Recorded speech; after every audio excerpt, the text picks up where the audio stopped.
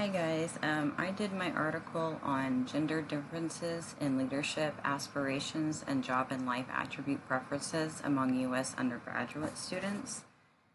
Um, it kind of I like this study because it kind of went over some of the aspects of how men and women view leadership before actually getting into those positions.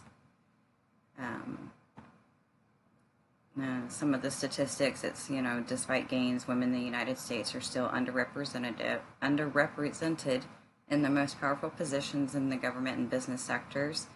That although they compose half of the workforce, that nearly 40% are of middle management are women, less than 15% are executive officer positions, and only 5% of CEO positions.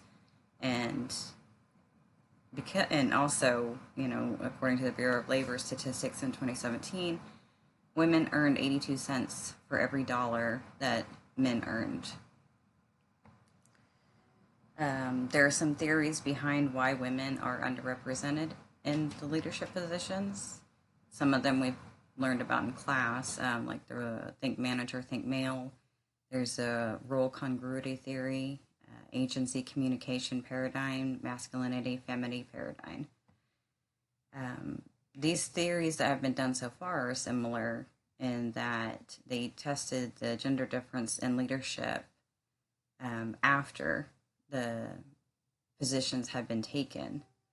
And so this study was looking to see if maybe women weren't geared towards leadership positions in the future, and if that had any kind of influence on whether or not they considered getting into those positions later in life. So the current theory examined whether there are gender differences in the extent to which United States college-aged men and women aspired to be leaders in their field, desire elite leadership roles like the CEO or senators, perceive leadership as personally attainable, associate positive and negative characteristics with elite leadership positions, rank order job and life attribute preferences in terms of personal importance, and expect and prefer to be the higher earners in their future romantic partnerships. They went over some of the barriers to leadership, one of which they think is self-efficacy, and that has to do with gender socialization that starts, as children. And self efficacy is generally higher among males relative to females beginning at a young age. And that was something that Bandura proposed in 1997 because males were socialized more than females. Women and minorities often experience stereotype threat, which can produce self fulfilling prophecies in the form of reduced performance.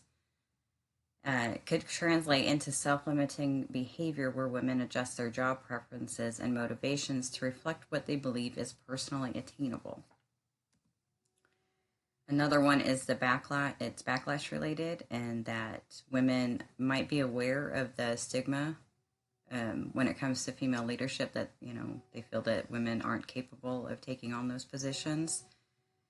This has been demonstrated experimentally that women who occupy powerful positions or display masculine behavior receive social and work-related penalties, particularly from subordinate men. And I think that was in one of the articles that we read last week. And it could negatively influence women's attainment of leadership positions because when they're perceived to be less likable, their perceived higher ability also decreases. Another barrier would be family, because being at the top, it requires you to be away from your family for periods of time. And research demonstrates that job level is positively related to work life and family conflicts, and that higher positions show more work interfering with family and more family interfering with work than lower positions. Women do tend to invest more time in their children, starting when shortly after they're born, and they engage in a disproportionate amount of household chores relative to men, resulting in double duty when they work full time. And as they progressed up the ladder, their household labor actually increased relative to employed women who earned less than their husbands, which was kind of interesting. So they have 7 hypotheses, and I'll go over more of those with the results. The participants were 467 undergraduate students at a large public university. The vast majority of them were in a business or communications major, which could have influence on the study.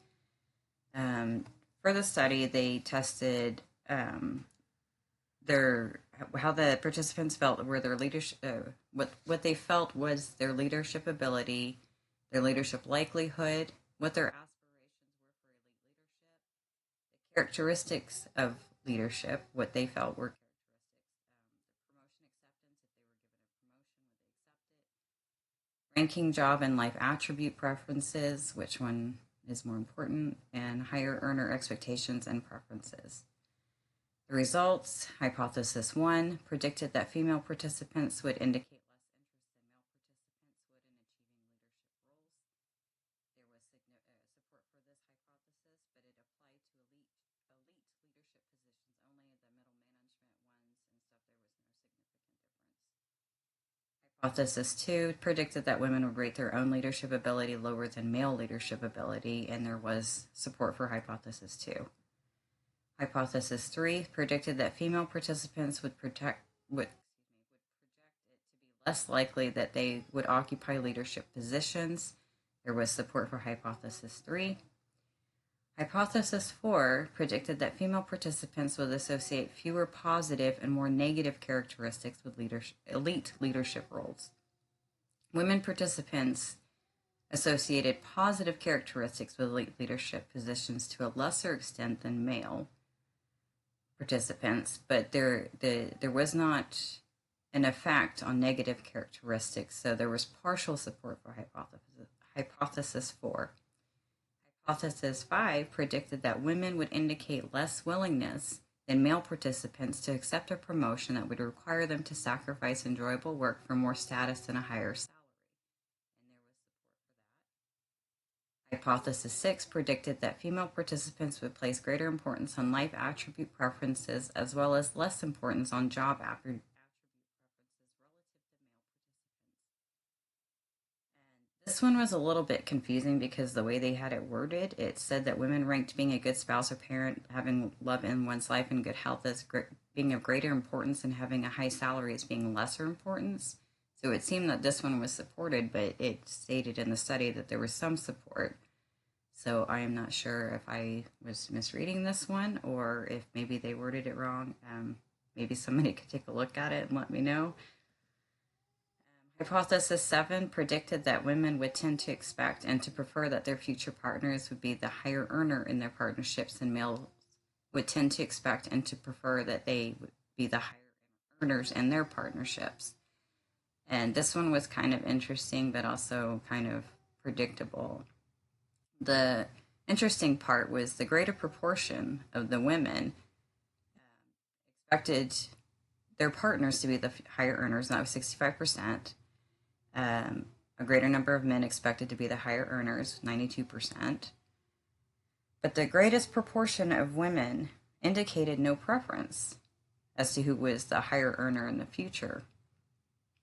And that part was pretty interesting considering the gender bias that seems to have occurred in a lot of the other ones. Of course, the greatest proportion of men preferred to be the higher earner, and a smaller proportion indicated no preference, and that was at 42%, so that was interesting. So there's partial support for hypothesis 7, since a larger portion of women indicated no preference in regard to the higher earner in a future partnership. Some of the strengths and weaknesses of the study, there were patterns of consistency with masculinity norms that were met when they were testing hypothesis 7, that men were expected to hold the bulk of the financial power in the romantic relationships regardless of drawbacks and negative characteristics of job association. One of the things that I did like about this is that the authors did note that universities should take more steps in helping women to see that there are women leaders out there, and taking into consideration that this is one of the last times that they're going to see women role models before they go on to their career. So having the opportunity to see that in action would probably benefit women more, as far as getting them into more elite positions and evening out the field a little bit. And it tested it was a strength that I felt was that it tested for perception of leadership abilities in regard to future attainment, which the other ones had not done, the other theories. Some of the weaknesses is that the majority of the participants were business majors. That way it couldn't be generalized to other majors, because a lot of the business majors and stuff like that, I guess it's more expected to go into leadership positions. So it's not really generalizable to the other majors. It was a cross-sectional study and included some single item dependent variables, which did limit the results, in my opinion. Let me see, it was more on a couple of them where it was just basically they asked one question. And I think that did kind of limit the results in those regards. And another weakness is that it did focus primarily on women, which does narrow the complete picture. Why do men feel that their interest in elite positions, is it about preserving masculinity, or is it family expectations, or, and how is this viewpoint, towards women? Is it that they're supposed to be the ones that take on this burden as they see it, or is there another reason? Which I think that would have been more inclusive if they had brought all that together, if they got the male opinions on as to why they needed to take on these positions, or why they were more inclined to take on these positions, even if it meant sacrificing family time. And these are my questions. In light of this information, do you feel it encourages or discourages women from potentially pursuing leadership positions in the future? Why do you feel that women earn less than men, and what can be done to change that? And what can universities do to help young women see more women leaders and role models during their college experiences? And that is my presentation. Thank you.